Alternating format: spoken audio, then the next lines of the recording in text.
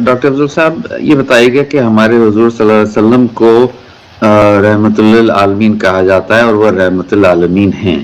इसकी ज़रा तफसील बताइएगा कि वो रहमतुल आलमीन असर हाजिर में कैसे हैं, उसके इम्प्लिकेशंस क्या हैं और हम इस बात की पैरवी कैसे करें।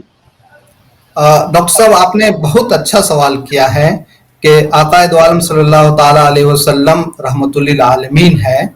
किस तरह रहमतुल्लिल आलमीन? अल्लाह रब्बुल इज्जत कुरान करीम में इरशाद फरमाता है, वमा अरसलनाका इल्ला रहमतुल्लिल आलमीन, ऐ महबूब हमने आपको सारे जहान के लिए रहमत बना करके भेजा। वो हर आलम की रहमत है, वो हर आलम की रहमत है। किसी आलम में रह जाते ये उनकी मेहरबानी है कि ये आलम पसंद आया।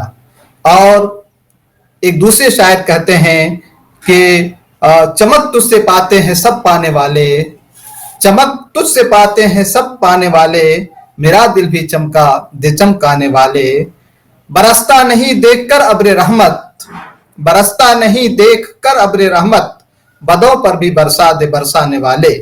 तो आप सल्लल्लाहु ताला अलैहि वसल्लम रूए जमीन पर तमाम इंसानों के लिए, न सिर्फ तमाम इंसानों के लिए बल्कि पूरी कायनात के लिए रहमत बना करके भेजे गए।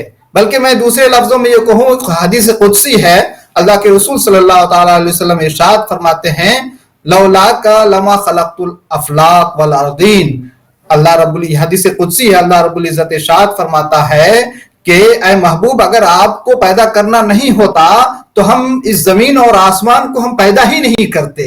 गोया कि वजह तखलीक़ कायनात, यानी इस कायनात को पैदा करने की वजह वो नबी करीम सल्लल्लाहु ताला अलैहि वसल्लम की अजमत को दिखाना मकसूद था और आपको इस कायनात पर रहमतुल लिल आलमीन बना करके भेजना मकसूद था।